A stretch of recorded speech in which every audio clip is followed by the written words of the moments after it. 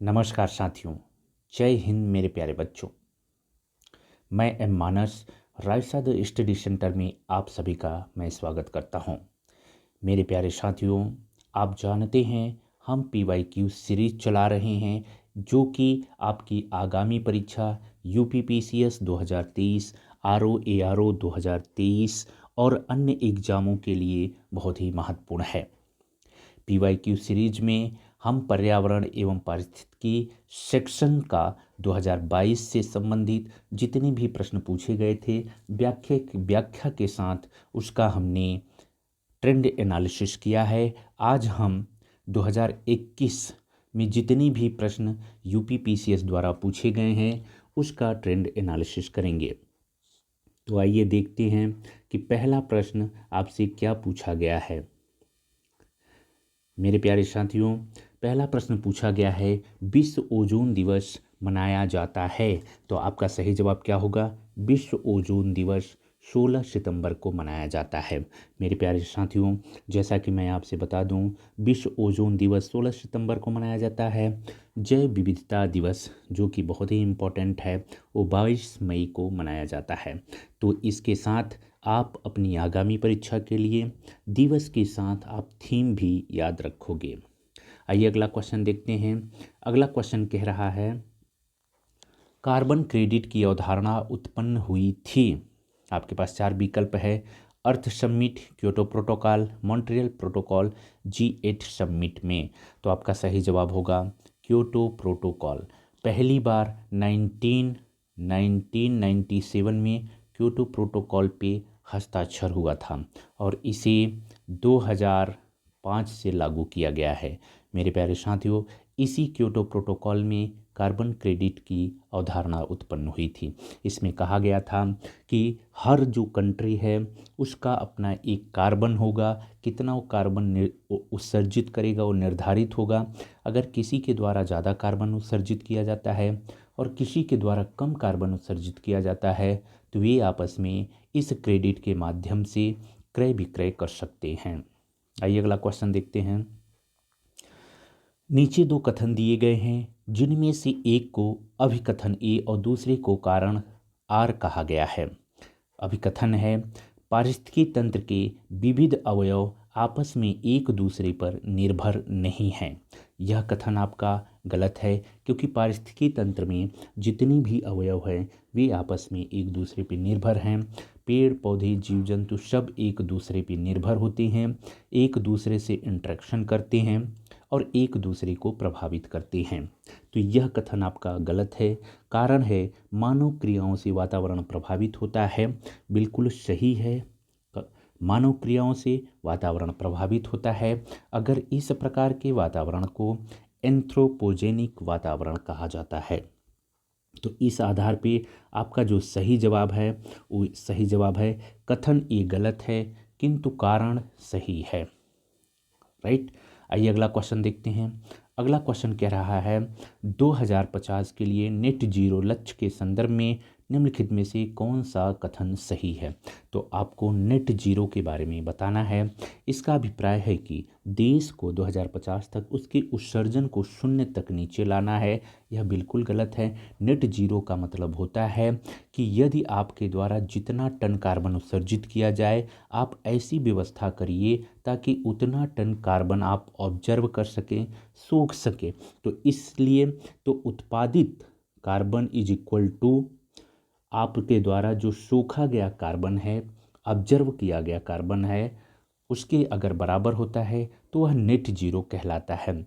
इसका अभिप्राय है किसी देश के उत्सर्जन की क्षतिपूर्ति वातावरण से ग्रीन हाउस गैसों का निराकरण अथवा अवशोषण से होगी। बिल्कुल मेरे प्यारे साथियों, निराकरण और अवशोषण से होगी। ये आपका सही है। इस आधार पे हम क्या कह सकते हैं कि आपका केवल कथन 2 सही है। अगला प्रश्न है, फ्लाई ऐश प्रदूषण होता है। आपके पास 4 विकल्प हैं: तेल शोधन से, उर्वरक उद्योग से, ताप विद्युत संयंत्र से, खनन से। मेरे प्यारे साथियों, फ्लाई ऐश का संबंध हमेशा याद रखना कोयले से होता है। जहाँ भी कोयला का संबंध होगा वहाँ फ्लाई ऐश होगा। तो तेल शोधन, उर्वरक उद्योग, ताप विद्युत संयंत्र और खनन, इसमें ताप विद्युत संयंत्र जो है वो कोयले से चलता है, राइट। तो यहाँ पे फ्लाई ऐश का संबंध होगा। आइए अगला क्वेश्चन देखते हैं। अगला क्वेश्चन क्या कह रहा है, वायुमंडल में प्रकाश के प्रसार का कारण क्या है। जो वायुमंडल है उसमें जो प्रकाश है उसके प्रसार का, फैलाव का क्या कारण है। मेरे प्यारे साथियों, आपके पास 4 विकल्प है। कार्बन डाइऑक्साइड बिल्कुल नहीं है, हीलियम भी नहीं है, जलवाष्प नहीं है, धूल कण आपका सही जवाब होगा। क्योंकि धूल कणों से जब प्रकाश की किरणें टकराती हैं तो टकराने के बाद वे क्या हो जाती हैं, फैल जाती हैं, जिसके कारण सूर्य राइज और सेट, सनसाइड और सनसेट के समय जो सूर्य की लालिमा होती है, सूर्य लाल हमें दिखाई देता है। इन्हीं धूल कणों के कारण आकाश हमें नीला दिखाई देता है, राइट। तो आइए हम अगले क्वेश्चन की तरफ बढ़ते हैं। अगला क्वेश्चन है, सूची 1 को सूची 2 के साथ सुमेलित करना है। आपके पास 2 सूची दी गई है, एक तरफ जैवमंडल है, दूसरी तरफ उसकी अवस्थिति है। सिमलीपाल आपके उड़ीसा में है, पंचमढ़ी आपके मध्य प्रदेश में है, नंदा देवी उत्तराखंड में है, नोक्रेक मेघालय में है। आपको कमेंट करके जवाब देना है नोक्रेक मेघालय के किस पर्वत श्रृंखला में है। मैं जैसा कि आप जानते हैं मेघालय में गारो, खासी, जयंतिया 3 पर्वत श्रृंखलाएं हैं, उसमें नोक्रेक किस में अवस्थित है। चलिए मैं बता देता हूँ, यह खासी में अवस्थित है। आइए अगला क्वेश्चन देखते हैं। एक अनवीकृत ऊर्जा का स्रोत कौन सा है। ऊर्जा के दो स्रोत हैं, एक अनवीकृत होता है, एक नवीकृत होता है। नवीकृत का मतलब होता है जो ऊर्जा का जो स्रोत है वो कभी समाप्त नहीं होगा, उसका जो नवीकरण है वो निरंतर बना रहेगा।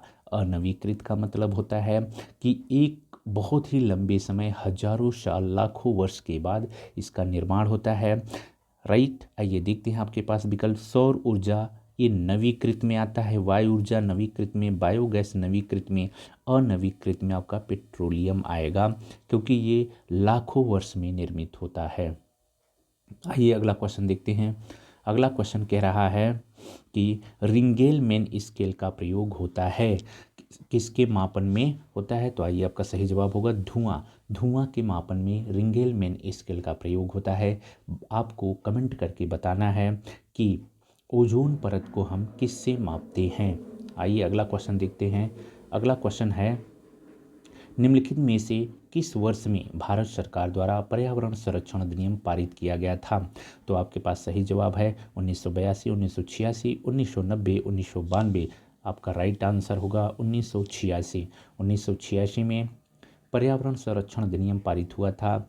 अगर आपसे पूछा जाए वन्य जीव संरक्षण अधिनियम तो 1972 में, जैव विविधता संरक्षण अधिनियम 2002 में, जल संरक्षण अधिनियम 1974 में और वायु संरक्षण अधिनियम 1981 में पारित किया गया था। आइए अगला क्वेश्चन देखते हैं। अगला क्वेश्चन कह रहा है, इको मार्क प्रतीक निम्नलिखित में से किससे संबंधित है। आपके पास 4 ऑप्शन है, सर्वोच्च गुणवत्ता की सामग्री से, पर्यावरण के लिए सुरक्षित सामग्री से, निर्यात सामग्री से, आयातित सामग्री से। आपका सही जवाब होगा पर्यावरण के लिए सुरक्षित सामग्री से संबंध है इको मार्क का। भारत सरकार द्वारा इको मार्क योजना 1992 में चालू की गई थी, जिसका मूल उद्देश्य है कि पर्यावरण फ्रेंडली, इन्वायरमेंट फ्रेंडली प्रोडक्ट का उत्पादन करना। अगर कोई ऐसा प्रोडक्ट है तो उस पर इको मार्क लगा होगा। अगर इको मार्क का मतलब होता है कि इसका जो प्रतीक होता है वो होता है मिट्टी का घड़ा, राइट। अगर किसी भी प्रोडक्ट पे मिट्टी का घड़ा छपा हुआ है तो समझना वो इको फ्रेंडली है। आइए अगला क्वेश्चन देखते हैं। अगला क्वेश्चन क्या कह रहा है। अगला क्वेश्चन कह रहा है, भारत में आपदा प्रबंधन के लिए राष्ट्रीय आपदा प्रबंधन डिवीजन गृह मंत्रालय में एक नोडल डिवीजन है।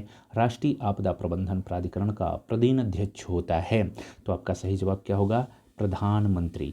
आपदा प्रबंधन का जो प्रधान अध्यक्ष होता है वो प्रधानमंत्री के अंतर्गत आता है, प्रधानमंत्री की देखरेख में होता है। आइए अगला क्वेश्चन देखते हैं। मेरे प्यारे साथियों, ये आपका अंतिम प्रश्न था। इस दौरान आपसे मात्र 12 प्रश्न पूछे गए थे 2021 में इकोलॉजी इन्वायरमेंट से, राइट। और सारे प्रश्न बहुत ही अच्छे थे। जैसा कि हमने 2022 में देखा था उसमें लगभग आपसे 20 प्रश्न इकोलॉजी इन्वायरमेंट से पूछे गए थे।